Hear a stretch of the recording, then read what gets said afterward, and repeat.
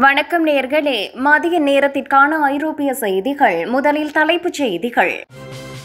பிரான்சில் சிறைச்சாலைக்குள் பொதி வீசிய 2 இளைஞர்கள் கைது.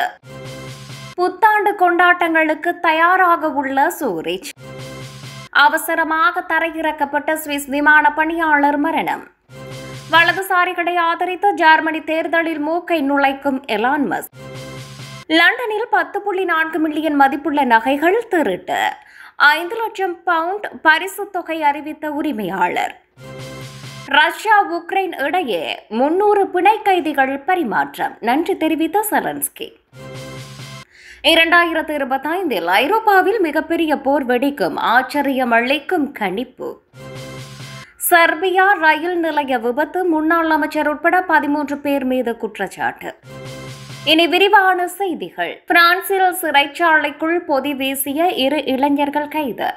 பிரான்சில் சிறைச்சாலை ஒன்றுக்குள் பொதி ஒன்றை தூக்கி வீசிய 2 இளைஞர்கள் கைது செய்யப்பட்டுள்ளனர்.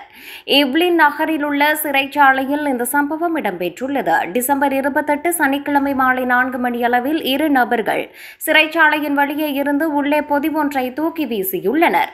அதனை பாதுகாப்பு கடமையில் ஈடுபட்டிருந்த காவல்துறையினர் பார்த்துள்ளனர். அவர்கள் இருவரையும் உடனடியாக கைது செய்துள்ளனர்.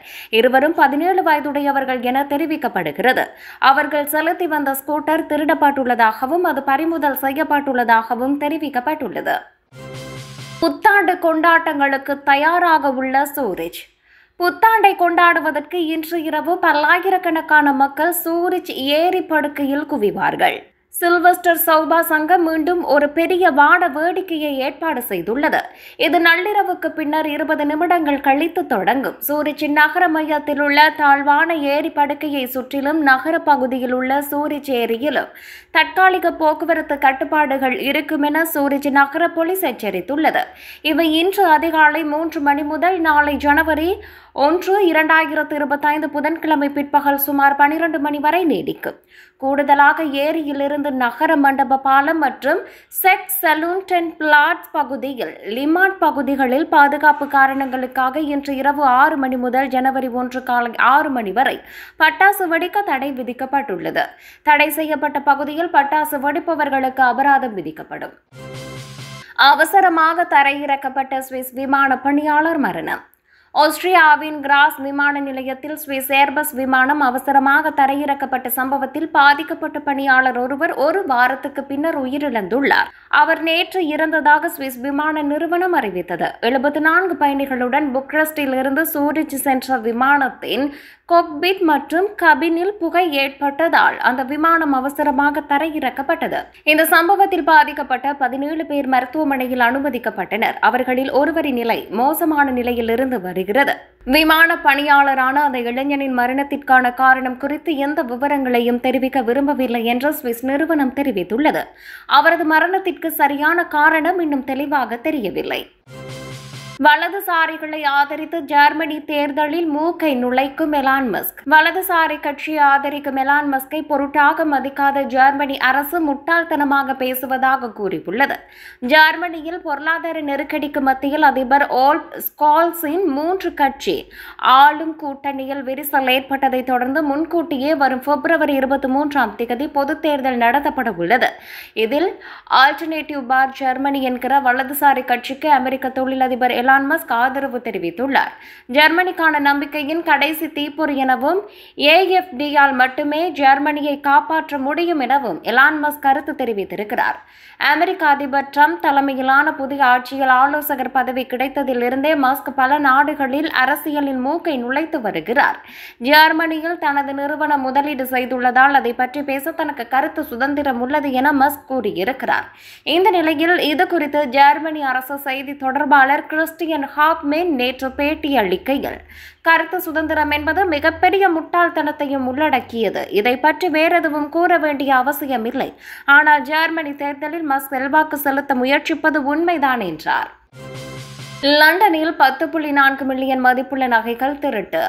5 லட்சம் பவுண்ட்ஸ் பரிசு தொகையை அறிவித்த உரிமையாளர். வடக்கு லண்டனில் உள்ள வீடு ஒன்றிலிருந்து 10.4 மில்லியன் மதிக்கத்தக்க ஆபரண நகைகள் கொள்ளையடிக்கப்பட்டு இருப்பது பரபரப்பை ஏற்படுத்தியுள்ளது. வடக்கு லண்டனில் சென்ட் ஜான்ஸ் வுட் பகுதியில் உள்ள வீடு ஒன்றிலிருந்து 10.4 மில்லியன் மதிக்கத்தக்க ஆபரண நகை மற்றும் 1,50,000 மதிப்புள்ள பிரத்யேகமாக வடிவமைக்கப்பட்ட கைப்பைகள் கொள்ளையடிக்கப்பட்டுள்ளன. 20 முதல் 30 வயதுடைய வெள்ளை நிறமுடைய ஆண் ஒருவர் டிசம்பர் 7ஆம் தேதி அவென்யூ ரோட்டில் உள்ள ஒரு வீட்டிற்குள் மாலை 5 மணி முதல் 5:30 மணிக்கு இடைப்பட்ட நேரத்தில் 2வது மாடி ஜன்னல் வழியாக புகுந்து இந்த கொள்ளை சம்பவத்தில் ஈடுபட்டுள்ளார். இந்த துணிச்சலான திருட்டில் மொத்தமாக 10.4 மில்லியன் பவுண்ட் மதிப்புள்ள உயர்தர நகைகள் கொள்ளையடிக்கப்பட்டுள்ளன. அத்துடன் கொள்ளையடிக்கப்பட்ட பொருட்களில் 2 அற்புதமான டிபிஎஸ் பட்டர்ஃப்ளை வைர மோதிரங்கள், கேத்தரின் வாங் வடிவமைத்த அழகிய இளஞ்சிவப்பு மாணிக்கம் பட்டர்ஃப்ளை காதணிகள் மற்றும் வான் கிளிஃப் அண்ட் ஆர்பல்ஸ் நிறுவனத்தின் தங்கம் வைர மாணிக்கம் கழுத்தணி ஆகியவையும் அடங்கும். ரஷ்யா உக்ரைன் இடையே 300 பிணை கைதிகள் பரிமாற்றம், நன்றி தெரிவித்த செலன்ஸ்கி. ரஷ்யா மற்றும் உக்ரைன் இடையே தொடர்ந்து நீடிக்கும் போருக்கு மத்தியில் 300 கைதிகளை பரிமாற்றம் செய்து கொண்டுள்ளனர். ரஷ்யா மற்றும் உக்ரைன் நாடுகளுக்கு இடையே பிணை கைதிகள் பரிமாற்றம் நடந்துள்ளது. இரு தரப்பிலும் 150 கைதிகள் விடுவிக்கப்பட்டுள்ளனர். 2022ஆம் ஆண்டில் முழு அளவிலான போர் தொடங்கியதிலிருந்து இது மிகப்பெரிய பிணை கைதிகள் பரிமாற்றங்களில் ஒன்றாக கருதப்படுகிறது.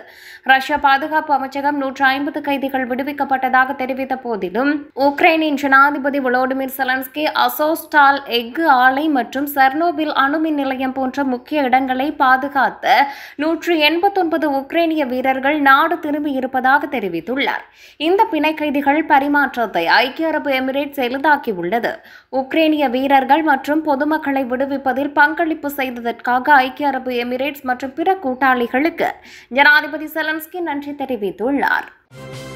2025இல் ஐரோப்பாவில் மிகப்பெரிய போர் வெடிக்கும், அதிர்ச்சி அளிக்கும் கணிப்பு. பிறக்க இருக்கும் 2025 தொடர்பில் பாபா வங்காவும் நாஸ்ட்ரடாமஸும் ஒரே மாதிரியான தீர்க்க தரிசனத்தை பதிவு செய்துள்ளது உலக மக்களின் கவனத்தை தற்போது ஈர்த்துள்ளது.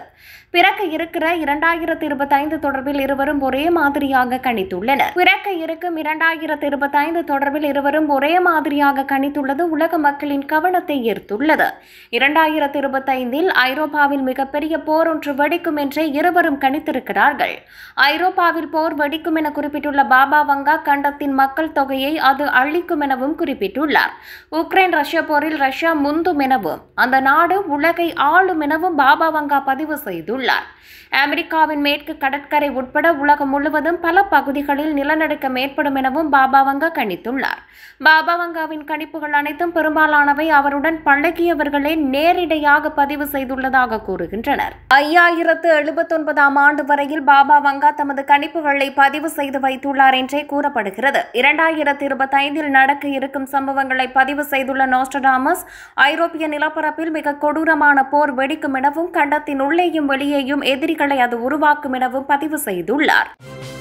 செர்பியா ரயில் நிலைய விபத்து, முன்னாள் அமைச்சர் உட்பட 13 பேர் மீது குற்றச்சாட்டு. கடந்த மாதம் வடக்கு நகரான நோவி சாடில் ரயில் நிலையத்தின் மேற்கூரை இடிந்து விழுந்து விபத்துக்குள்ளானதில் முன்னாள் போக்குவரத்து அமைச்சர் உட்பட 13 பேர் மீது செர்பிய வழக்கறிஞர்கள் குற்றம் சாட்டியுள்ளனர். நவம்பர் 1ஆம் தேதி நடந்த விபத்தில் 15 பேர் உயிரிழந்ததை அடுத்து வழக்கறிஞர்கள் குற்றப்பத்திரிகையை தாக்கல் செய்தனர். இந்த சோகத்தின் மீதான பொதுமக்களின் சீற்றம் வழக்கமான நாடு தழுவிய போராட்டங்களை தூண்டியது. பலர் இறப்புக்கு ஊழல் மற்றும் கட்டுமான திட்டங்களின் போதிய மேற்பார்வையை காரணமாக குற்றம் சாட்டினர்.